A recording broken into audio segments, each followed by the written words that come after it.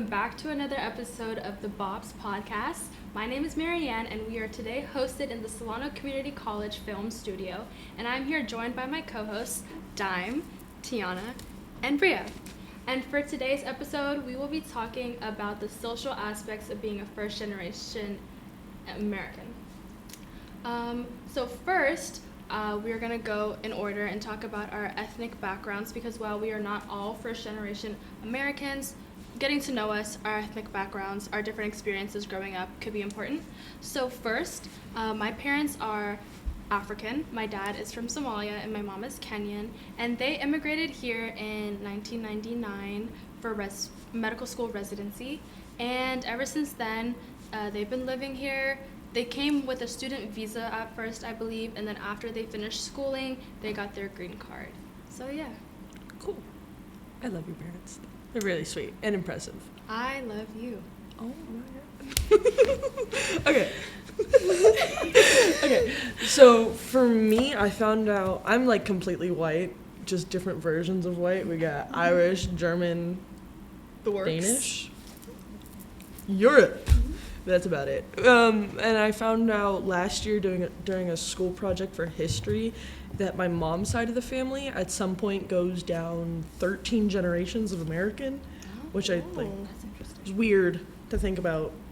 And then I think my dad's family is probably like Irish immigrants around the same time, probably. Okay, so my parents are from Iran. They both immigrated here in, I believe, the 1980s after the Iranian Revolution of 1979.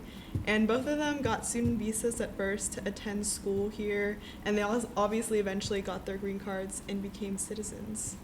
So yeah. My family, we aren't immigrants. We're actually descendants from slaves. So we think we're like West African, but there's no way of knowing Right. where exactly we're from. So I always say that I'm from California. And because of that, do you feel like you kind of lost touch with your roots or your culture? But I do know that with slavery, they created their new own culture, like soul and all that stuff. So if you want to go more into depth with that, that would be actually really interesting. Oh, for sure. Like, I've definitely become more comfortable with just having, like, seeing myself as, like, Black or African American, depending on how you want to call yourself. Yeah. I prefer Black. And it is kind of shocking at first when you're, like, young and you realize, oh, my culture isn't actually, like, my own. It's, like, a new development that came from a really horrible time. But I will say that Black culture in America is one that is based in community and like family, and we have a lot of good food and a lot of good music. So I really can't complain that much. Yeah, I mean, like, this actually, I don't know if this is going to sound insensitive, but growing up, I was always really jealous of the African American Black culture over here in America because where we're growing up right now, there's not a lot of African people. So I felt like I kind of lost sense with my culture where I didn't, like, really know anything about it, really. Like, I would go back to Africa. I think I went twice in my childhood, like, when I was younger. So I didn't really, like, grow up connected to that, for example, because also my parents are from different cultures. Actually, my parents weren't supposed to get married because, like, back home, you're supposed to marry within your culture, and my parents married, like, from outside. So I think when they were raising me, they were kind of confused. Because my dad, he speaks a different language from my mom. So then I just ended up learning English. But then whenever I go back home to like Africa, which I will be going this summer, which is pretty exciting, I don't know how to speak any language. So I just kind of feel like American, which I am, but I wish I grew up with more of a close sense to my culture, if that makes sense. That actually makes a lot of sense. And I feel like you bring up like an interesting point. Like, you are Black immigrated from Africa, and like I'm Black immigrated from here. So in a way, we do kind of still have a bit of solidarity, like in Blackness and like Americanized Blackness. Yeah. But I actually kind of want to open the floor to Tianeh because I feel like you kind of have an interesting perspective as like a Persian coming from a Persian family, and like at the very least in our area, you don't see many people of that ethnic background. Yeah, that's true. And I think to address this topic, I also have to talk about my childhood. So I grew up in Southern California. And for those who don't know, Southern California is basically the hub of Persians. Like if you look at like a map of the population of the Iranian diaspora, most of them are in Los Angeles. So that when I was growing up in Southern California in my childhood, I was surrounded by not only non-family members who were Persian, but also I had a bunch of Persian family members. So we'd see them a lot. They talk Farsi. I spoke Farsi as a child. I didn't really speak English until I went to school. And then when I moved here, I lost a lot of that. And that was also a time when I was going through puberty, middle school, and all the like peer pressure to conform. And unfortunately, I lost a lot of that culture that I had been surrounded by from when I was a child. And looking back on it now, I truly regret not appreciating what I had and not trying to stay connected like you were talking about, like making an effort. Because as of now, while I still understand Farsi, I've lost the ability to speak it very well. So it's just, and I want to continue that. I want to share my culture with my kids. So I know right now I have to make an effort to learn before it's too late. Exactly. Dime, anything to add? Oh, I was just thinking, like, it's one of those things where unless with, like, not Farsi, Persian culture and then the Black American culture, it's hard to really get into unless you're born into it or brought into it. When your parents move to a hub of a specific culture, like it's going to be easily accessible. But then as a kid, if they move you out, it's so hard to keep those connections because you're a child. And then also your parents immigrated. They probably also didn't have access to a lot of Black culture in America. And if they did, it was probably very different from any Black culture that they experienced. I will say that like the Black culture here is very different from the Black culture back home in Africa. It varies very differently. I feel like over here, this might be a general statement, but they focus a lot on like maybe expressing yourself through like music, food, movies, the way you act, the way you dress over here. But back home, I feel like it's more families really like put on religion a lot. The culture there where like the man is like the head of the household and like the woman does like all the cooking and cleaning, that's like really focused on back home over there. But also I remember I would talk to my parents about it. Actually, this happened the other day where I was like, why didn't you guys teach me Swahili, or why didn't you guys teach me a Somali?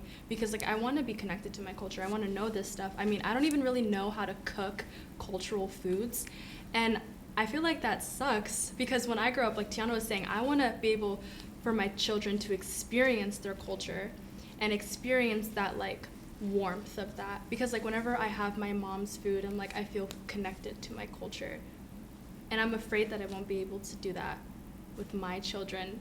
And this might sound really insensitive, but they'll just be American. I understand where you're coming from, and it's interesting that you talk about like, because the way I see it, and this might not be true, but I don't know if a lot of Africans in Africa see themselves as Black. Like the same way that I don't believe like Asians in Asia see themselves as Asian. Like it's just like we as Americans, because we're such a diverse country, and the history of race in this country has led it to be that differentiating between people is the norm. I'll say that. It's necessary to like survive. You have to be like, you have to fight for yourself. You have to identify as something. Right. Yeah. And so much of America is, or the U.S. specifically, is identity, when We're all just it doesn't really matter. It doesn't really I mean, it matters to self, but it's not, it doesn't have to be a necessity. It just is to separate us. But although if we weren't separated by race, I know back home, when I'm referring to home, I'm referring to Africa, because like that's where my roots are from. There's like, I think, differences with like tribes and like, I guess, country that you're from. Like Also, religion is a big is thing. also, You know what? That's interesting though, because like in Black culture in America, it's like we have very similar. Although I think a lot of cultures have like patriarchal households, family as the base, like all that stuff. Yeah. But as opposed to like where like the African religions are very spiritual and like have a different outlook on like higher powers and stuff. Yeah. With Black American culture, it's like the religion is Christianity mainly. It's mainly Christian Baptist. That's what I am, and of course that comes from the fact that the slaves brought over from Africa were raised and taught to read from the Bible. Those who were taught to read, of course, and they were forced, for lack of a better word, to go to the white churches, and so that's why like, and that kind of hits me hard too sometimes, because who knows what I would have believed in had we still had like had the culture from wherever we came from. Like it's how do I say this? Frustrating. It is frustrating, and I can see how it can be frustrating for both our sides. How it can be frustrating for you to like coming into an American culture, kind of being stuck in the in between, having African ancestry and then American, having an American life, and then wanting to reach back to the other part. But then it's also then frustrating for people like me, who it's like we don't even know where to start with stuff like that. Yeah. And it's like we kind of have to make the most of what we have here, but so much of what we have here is either based on what we've learned through slavery, or there's just a lot of bad that came with what our culture became. I just wanted to add to that as something in my personal experience is my parents always tell me about how like the Iran they grew up in is not the Iran it is now.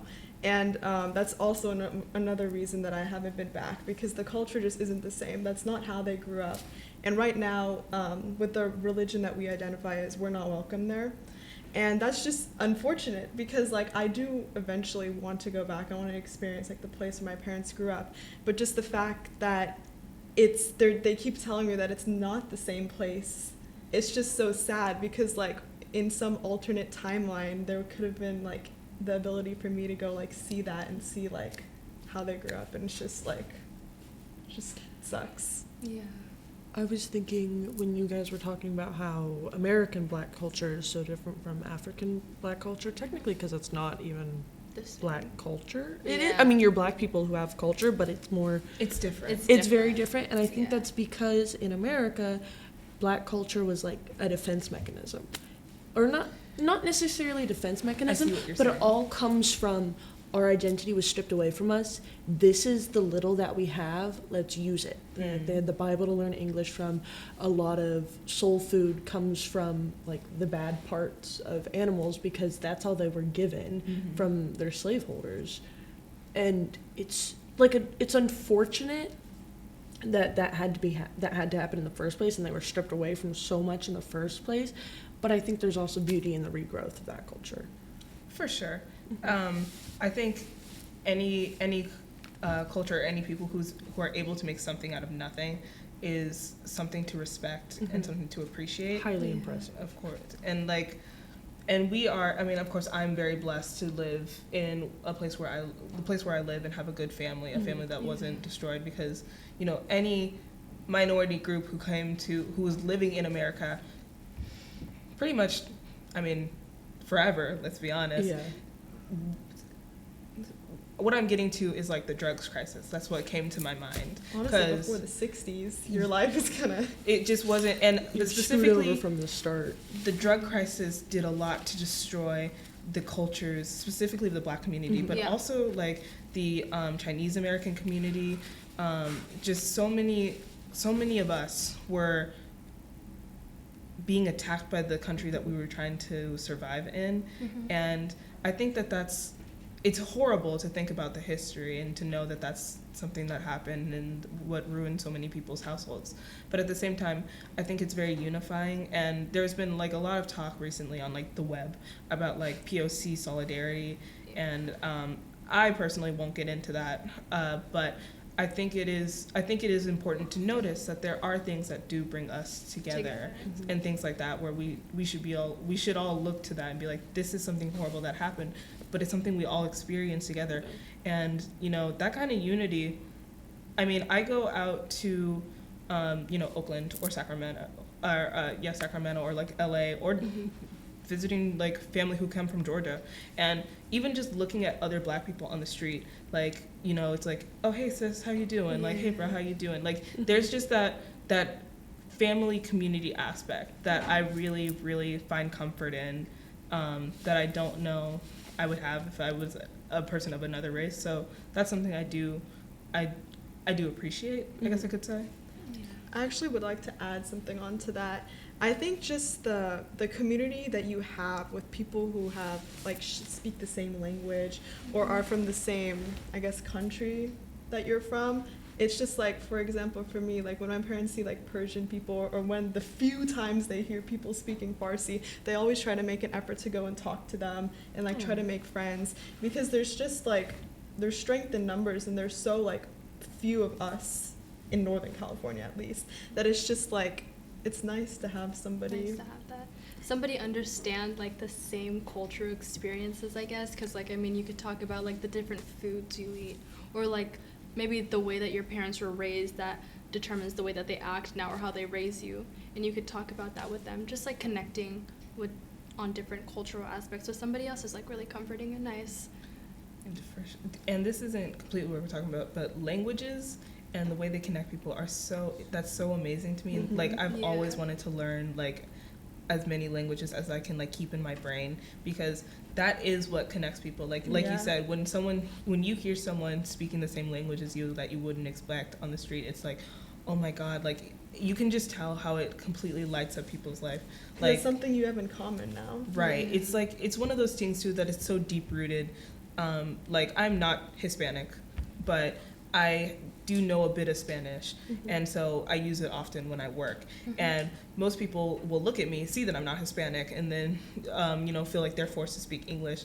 And then when I, respond like, oh, no, I speak a little Spanish, I can help you. You can just see it completely makes their day, knowing not only that this conversation that they're having is going to be easier, but also knowing that someone went out of their way to learn more about that person's culture. Like, that's really, I think, important. And more kids, like, in America and California should be taught, like, languages better, really. I think with languages other than English, a lot of languages are deeply rooted in culture. Like, they go hand in hand with culture. But the thing with English is, since English is like a universal language, there's no like culture associated with English. So I think that's the difference. Like, when you learn a language other than English, you're also learning the culture associated with that language. But English is kind of just English. I think a large part of me regrets that I didn't like actually learn Spanish from our Spanish classes, and I know a little bit, but what I know while I'm working, I feel so bad like when I have to tell a person nobody here speaks Spanish. We have coworkers who do, or I have coworkers who do speak Spanish, but a lot of the times when there is a person who's like Espanol, there's not that, and I have to use like, first I'm like, uno momento, go ask, hey, does anyone speak Spanish? Usually it's no, and be like, lo siento, no hablo español. And then hearing them struggle to speak English, I just feel bad. Yeah. Because it's like, I know, I get what you're saying, and it's one of those things too that I don't think people, maybe, I don't know if it's that popular, but when I see someone else from a different country or a different culture trying to learn English, I also get really excited in a way, because again, English is the only thing I've ever known for the longest time. And so, like, I am planning to go to Japan soon for college, as we know. You're forced to now. I'm forcing you to go. And so I'm connecting with a bunch of people who are native Japanese and just trying to learn more Japanese and learn more also about the area that I'm going to be living in. Yeah. And so my language teacher's daughter, my language teacher's daughter's friend. I was like, why are you repeating this? I understood what you said. I had to make sure I had the point. But my language teacher's daughter's friend and I have started talking, and she speaks mostly Japanese. Does she live in Japan? Yes, they live in Japanese. They live in Osaka, and so she's learning English right now as I'm learning Japanese. Oh, so you guys are like conversating. There's a lot of like not a lot of schools, but I hear, like online here, where kids learning one language. I think you guys had to do this in your French class. They have pen pals Oh, yes. from whatever country they're learning a language from. And I think that's so cool that, like, there's that connection.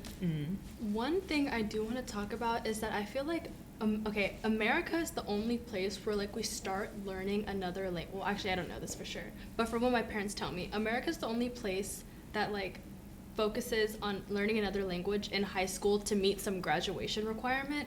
Because also, my parents grew up in a place that was colonized. But other than that, they had to start learning English since they were, like, in primary school, which I guess is, like, our elementary school, and they had to learn it up until they got to college, and they had to be, like, fluent in that. Unlike us, who, I mean, we don't really have to be fluent, we just have to pass the class. Yeah, which is unfortunate. I can relate to that because my parents, when they were in school in Iran, they learned Arabic and they also learned English. And I think that also has to do with the fact that English is the universal language. So if you learn English, you're going to get places because basically everywhere speaks English these days. Yeah. And even my grandma, who grew up in India, she grew up speaking English. And Gujarati. Yeah. But that's a lot of people just... It's just English. I mean, literally in places like, I know for a fact, South Korea, in Japan, and I believe some Southern American countries, but I can't be for sure on that. They do, like, on their exams to, like, get into good colleges, they have to know fluent English. And that's another setback, and we'll talk about education later. But to how, you know, America treats other cultures, like, I mean, we can thank Great Britain for the fact that we're having a conversation in About English this. right now. Right. Yeah. But the fact that we, as such a diverse country, still don't make an effort to really implement, like, I feel like as Californians, at the very least, Spanish should be a language that we are taught from elementary or Yeah, for kindergarten sure.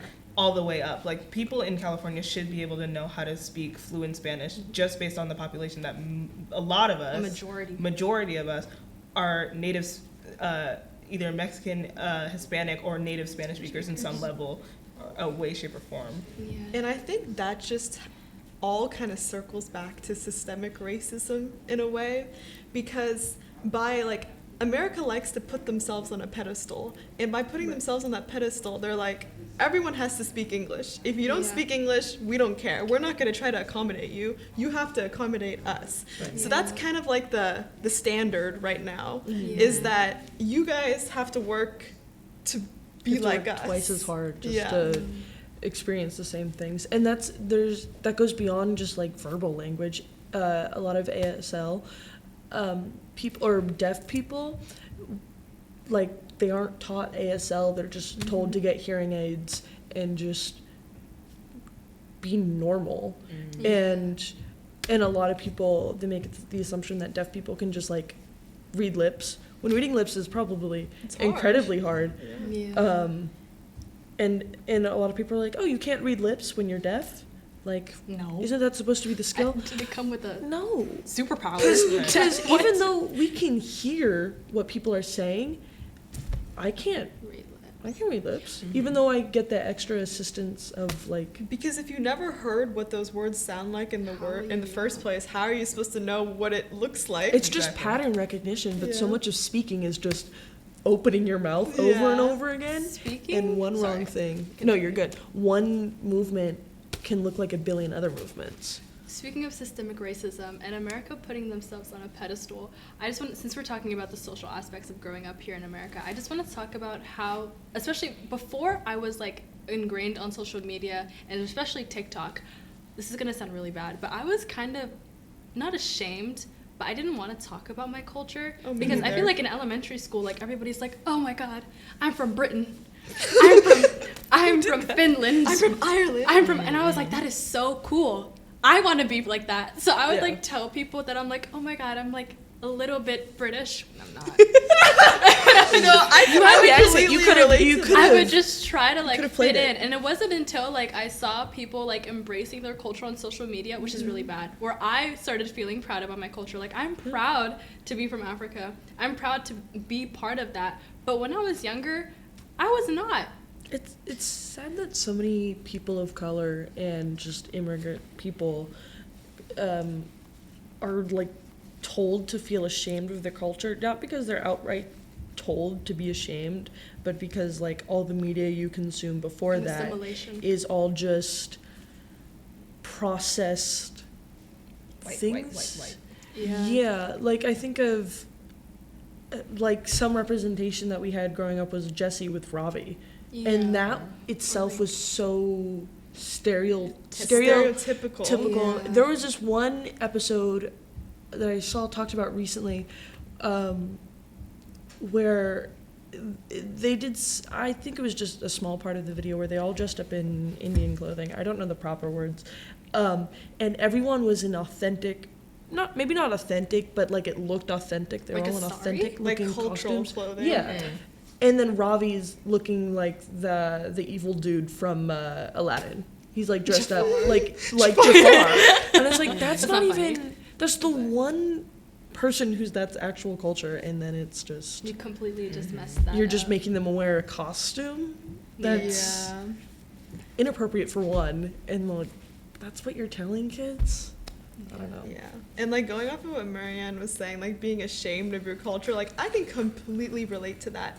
Because like, for example, like referencing when I moved from Southern California to Northern California, that was in 6th grade.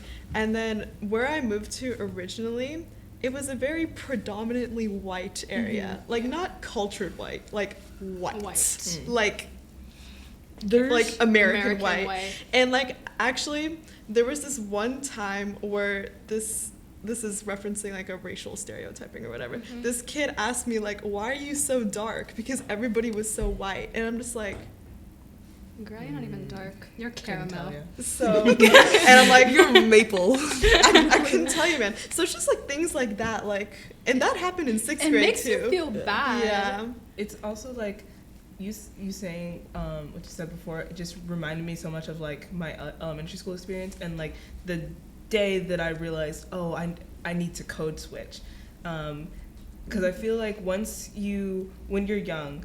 And you know, if you live in like an ethnic household, there's a way you speak to your family, especially with Black people. I mean, you hear how we talk all over the internet now because it's like a joke or a mockery. Yeah. But in actual households, there are, you know, we do use certain words and that kind Like of slang. language. And It's its own it's called dialect. slang. We use AAVE, African American Vernacular English. Yes. And I mean, like in my own house, when I get comfortable with my cousins or with my dad or with, you know, my family, I don't talk like the way I'm talking right now because that's what's more comfortable for me. Yeah. But when I was in, I believe, I want to say like 2nd grade or 3rd grade, I was talking, I had, this is so silly when I'm thinking about it now, but we had to write a story about like our family or something. And so in my family, our term for wrestling was jacking. Like, so if you just wrestled with someone, they just jacked you up. And so I had written on my paper that my family, like, I think it was like my sister and I, my sister had jacked me up. That's what I wrote. Not thinking about what that might sound like to someone who doesn't understand what I'm talking about. Yeah. And it But was also- 3rd grade. Let me finish. Yeah. But I had, so I written that, and I was standing in front of the class, and I read this aloud, and the teacher stopped me as soon as I said that and was like, you can't say that in class. And she admonished me in front of the whole class, being like, that's inappropriate, you can't say things like that. And she pulled me aside and made me sit in timeout. And I was so confused because I didn't understand why I was getting in trouble for saying that I wrestled with my family. Lo and behold, you know, that those words have a different, people understand them differently than I do. And I think it was that day where I'm like, oh my God, like there is a difference between the way between me and like my peers. Because everyone else in the class was like, oh my goodness, because I think at that point I was the only Black girl in that class. And to this day, I don't think she ever like realized what happened or like apologized to me. I love that teacher, by the way. I have no problems with her. But I will just never forget that moment when she stood me up in front of the class and was like, that is so inappropriate. But it's true, you know. We can't, for better or worse, we can't be the way we are at home with other people because they don't really get it. And even worse nowadays, they think they get it, but they don't. They really don't. And they just mess up the pronunciation. Mm-hmm. It really that does feel like a me mockery. when people I finna be in the pit. Oh my god, do not get me started. Or like in middle school when like white boys would wear do-rags. What are you protecting? It was just embarrassing to see too, because it's hairs. Like you didn't put any thought into it. Mm-hmm. Like there's no. Are you not embarrassed? Are we not embarrassed right now? It really is like they just see it as like a costume. Like people don't realize that's someone's culture. Yeah. That's who they are. It's not just something we just put on our heads. So yeah. Or like when other people use swaggy to refer to black people, that hurts me to my core every time I hear that. Like I personally have never heard that. I'm thankful I've never heard that before. It just sucks sometimes because like they're like, oh, like I want to act this way, I want to be this way, but they don't really want to be us. Mm-hmm. You know, they like look down upon us and they belittle us. And I feel like another thing I want to talk about is like just growing up here differently and like trying to fit into the American beauty standards. And then don't even get me started with colorism, which that is still very apparent back home. I was actually talking to my parents about this the other day because my dad's from Somalia, like I said, and my mom's from Kenya. And Kenyan people are like a lot more darker skinned than Somalian people. Somalians are like more light skinned, so like my dad's side of the family are like a lot lighter than I am. And then the other day, I believe my mom was telling me how like a tier list of like the most beautiful women in Africa were like ranked, and like all the lighter African countries were first. And my mom was just like, colorism is so apparent. Mm-hmm. And because my dad is from that culture, he's like, no, it's not. They're just beautiful. I was just like, okay, okay, Dad. I think another interesting thing is just like America. And just like, also, I'm sure this happens outside of just the U.S., but how black people are referred to, I think more specifically black women are referred to quite differently than, say, like a white woman.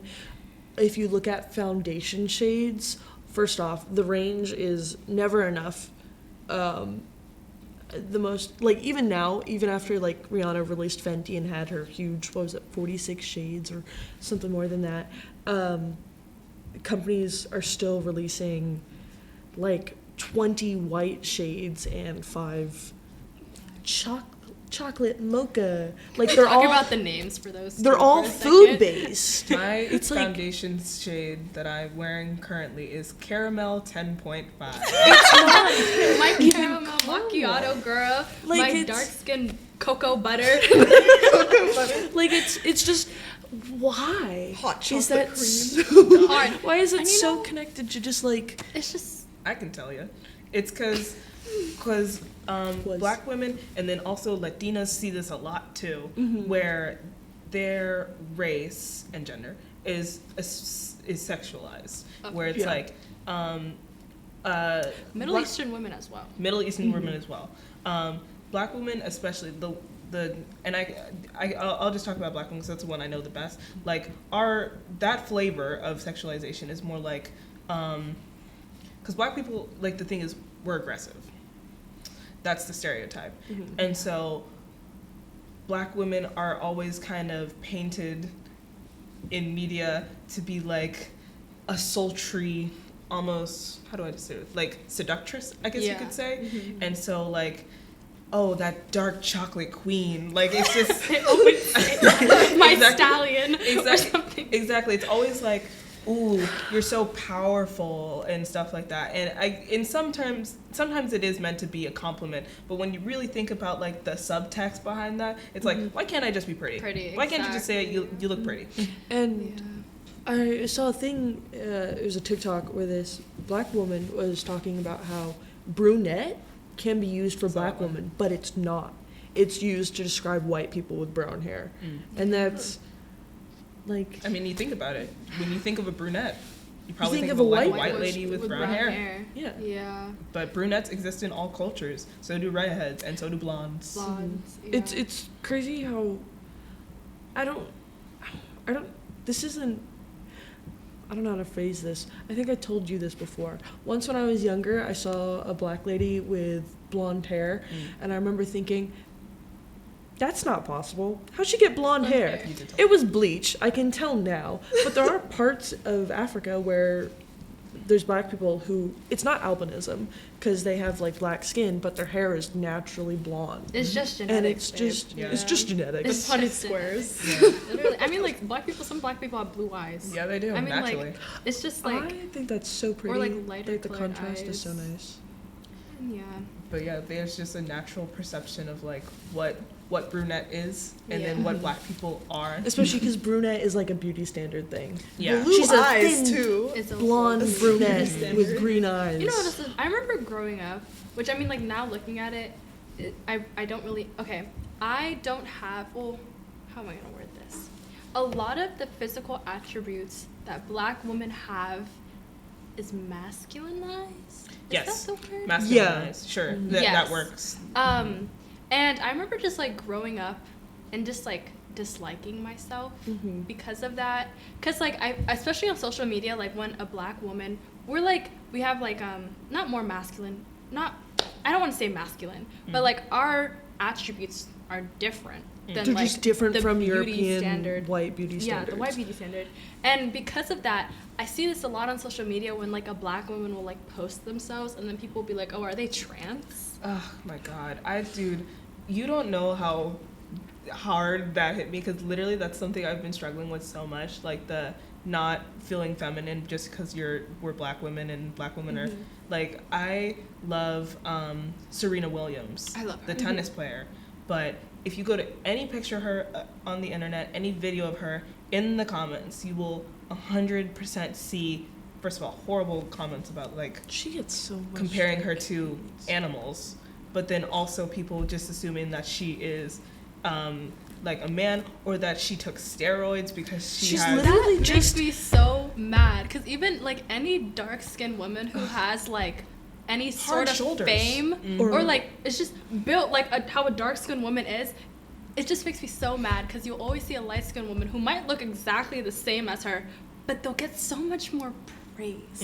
And it's really black women who really get the harshest of like the looks like a man comments. Like, oh my goodness. It's I just remember 'cause just I'm in sorry. school being like, I'd wear like just like a sweatsuit. Do you remember, like, I don't know if you ever shopped at Target in like the early 2010s. I think I know what you're talking about. They would have these sweatsuits that came in a bunch of different colors and stuff, and I had like one that was like gray with, I think, like silver stars on it. Yeah. And I wore that to school, and I remember people telling me like, that doesn't look very girly, and then it's like, I remember specifically a guy said that doesn't look very girly, and my friend whom I care about, and she's, you know, a good person, all that stuff, but she turned to him and said, well, it suits her, and it just Like, it just what do you didn't mean feel by right. that? Yeah. It's just like I've always struggled with being like a girly girl. Like, I hit a tomboy phase hard because I'm like, well, I guess this is what I have to be. I can definitely relate to that, because as a Persian, I have a lot of body hair, and as a kid, people would be like, "Why do you have so much like hair?" And I'm like, "What do you mean?" So actually, that actually led me to start like shaving my legs when I was like 10 years old, which That's is like crazy. Which is so it's so sad. sad. It's so sad. It's so sad that like I got bullied into doing that Yeah. at such a young age. It's just like, why? Why are kids so mean? I don't know. It's because they're Social media, parents the way that they're At that teaching, time, raised. there wasn't social media. It's so way it that they're mostly comes raised. from their It's parents. Right and now, also just It's social. they just Yeah. they're white. They look at their arm. They don't have a lot of hair. They look at Yeah. your arm and they see, oh, that's different from me. That's weird. Because And I also the think a lot of majority. people, when they see something different, and this can go back. You can generalize this, or you can talk about individual levels. When they see something different, it's scary. It's spooky. It's abnormal, and it's not acceptable. But it is acceptable because you're another human being.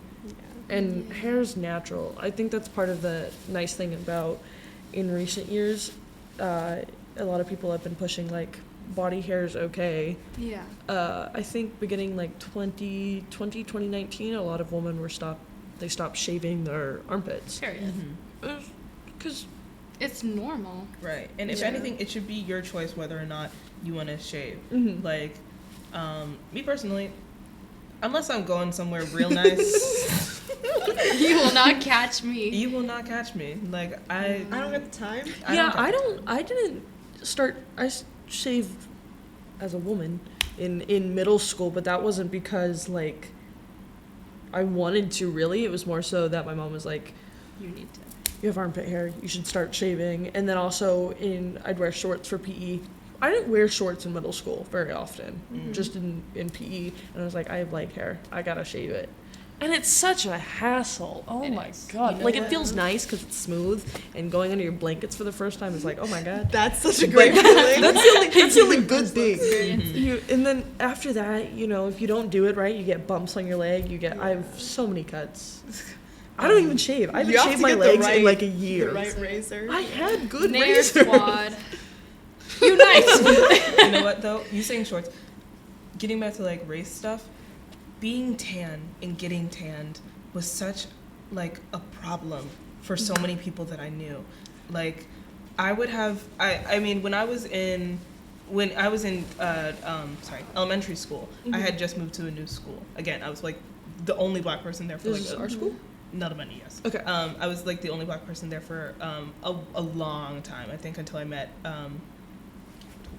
and so Was she not there till like? I thought she was in the beginning. I didn't meet her. But separate classes. yeah, Right. And so I had a lot of white friends and Asian friends, and especially like my white friends, and almost to a worse degree my Asian friends, when they got tanned, it was such a problem, bro. such an issue. Yeah. They hated being so dark. And I never understood that as a naturally dark person. Like my favorite thing back when I used to go outside, my favorite thing was laying on the beach because I don't really like swimming and just letting myself get as dark as possible because that's Yeah, what that's I so was cool taught with was that, beautiful. And then, but in other cultures, in other households, like being dark in any way, shape, or form is a problem. I mean, Right. I know for a fact in the Philippines, they literally have commercials for skin bleaching Right. lotions and stuff, Yeah. and that is Yeah. crazy In a lot of to me. third world countries, actually. I know even in Africa, there's a lot of that.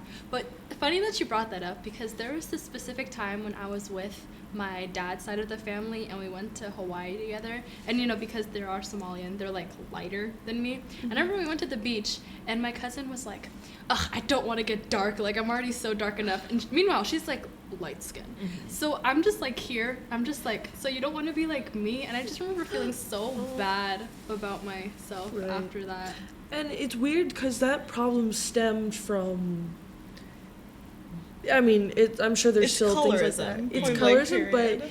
it like in Asia, it started because the field workers would get dark because they're the Right. ones working out, and then the Yeah. rich people, the monarchy and all that stuff, they'd be It's inside. just- So it was a yeah. beauty standard for them to be as pale as possible, and I'm sure they did a lot of bleaching things back then with whatever, and now it's still a thing today. So it's kind of weird thinking hundreds of years later that's still affecting us just because people didn't let it go and parents taught their children and those children grew up and taught their children, and it just kept going on and on and on. And then also with the spread of like European beauty standards, more people would be like, I gotta look white. That's why people with monolids are told that that's ugly and not Yeah. it's your eyeball. And I understand, like, I'm not laughing at people who are self-conscious about that because they're taught that, but it's unfortunate that they were taught that. Beauty standards in general are wild. I mean, especially in the United States where it's like people are just cutting up magazines and putting the different parts together and being like, yep, that's a new beauty standard. Because with other countries that are like mono-ethnic, it's pretty simple. In Korea, they have like the K-pop idols. That's the beauty standard. Everyone wants to look like that. That's also really unhealthy. It too. is. I'm not saying it is. Yeah. I'm not saying it is healthy. I'm just saying that it's just that. It's all. That's just all that. But in America, since we have so many different types of cultures, we have white women who will wear braids, who will have BBLs and big Lip lips, fillers, but then also boob jobs. but the braids will be blonde and they'll have nails that are like traditionally like Douyin or Chinese Korean like Asian style. Or they'll have nails that are like this long. They'll have the nails and stuff, and it's really weird how whoever Pick and choose. society has picks and chooses which things count as beautiful, and then we see as they fall out of fashion. Like I remember when during the, I want to say 2013 to like 2016, I was on Tumblr. I'm sorry. I'm sorry.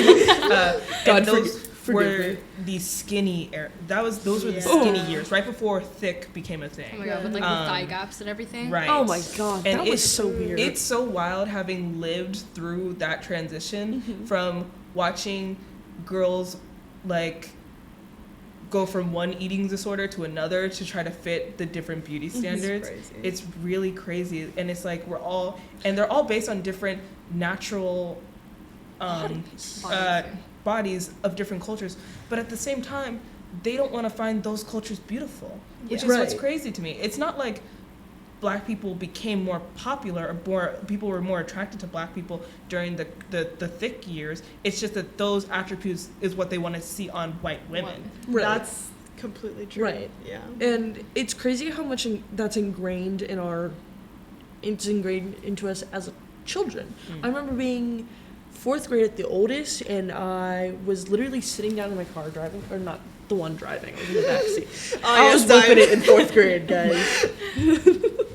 But I remember seeing like another girl walking outside on the sidewalk, and she had like thin legs, and that's just probably her natural body. But I remember looking down at my thighs and thinking like, they're huge, like they're like I don't want this. And literally, I'm sitting down. When you sit down, your thigh is gonna spread out. That's just how your body works. And so many people are against that, and it's unfortunate because that's kind just how of people's hurts bodies people. are, and the demonization of people's bodies is just this. It will never be like there's never gonna be a good version of that. Like there's no. Objectification of women is never going to stop. Objectification is never going to stop, and objectification is never good. That's, I guess, what I'm saying. Yeah. Like, I don't care what anyone says. My hot take for the day. Objectification is actually never has good. its benefits. That was sarcastic. Right, it was Don't sarcastic. come after me. Please. Let's all cancel Dime. No! Canceling Dime. We've all been canceled at one point. We're just offs now. Right. Oh my god, we have to have a Try Guys situation. Eventually. Basically, Dime is now out. Bye. We're recruiting another. What's your last name? B? Yes, we're recruiting another B. Right now we're taking ops. applications. We could be tops. Comment down below to replace me. I get to choose who. Anyway. Well, Thank you guys for joining in this conversation that stuck with about what were we talking about? Immigration. Not immigration. Well, we were talking being about, a like, first generation Yeah. American. The social aspects of growing up in America. It's been very nice. Did you have a message that you wanted to share to us and then also to the audience? like a moral. Moral of the story is, like Bria said, objectification is not good. Stop. That's the only thing. That's the only thing that we got from this. Actually, no. Work You could be on like, fixing growing up- yourself. Growing up in America is hard. I feel like for everybody, especially with the different especially nowadays. At least before, when we were growing up, there wasn't social media. And TikTok. But now that there is social media, I feel like it's a lot harder because now you're going to be comparing yourself to all these people. Actually, hot take. I feel like we weren't supposed to see that many hot people in a day now. You know, like with social media, like we're constantly seeing beautiful people. There goes the And now we're like, what's going on? you're just comparing yourself to other people. Yeah. Which So sucks. don't do that. Don't do that. You are beautiful in your own body and your own skin. Beauty lies in the eyes of the beholder. What one person may think is hot might not be hot to another person. Right. So, you know, confidence is key. At the end of the day, if you're a mean person, you're going to be ugly. So, Period. All right. You want to take us out? Thank the studio. thank you guys for watching this episode of the BOPS podcast. We are now signing off from the Solano Community College Film Studio. Alright. Cut. Okay. You want to do that in sync? That was not a Okay, wait.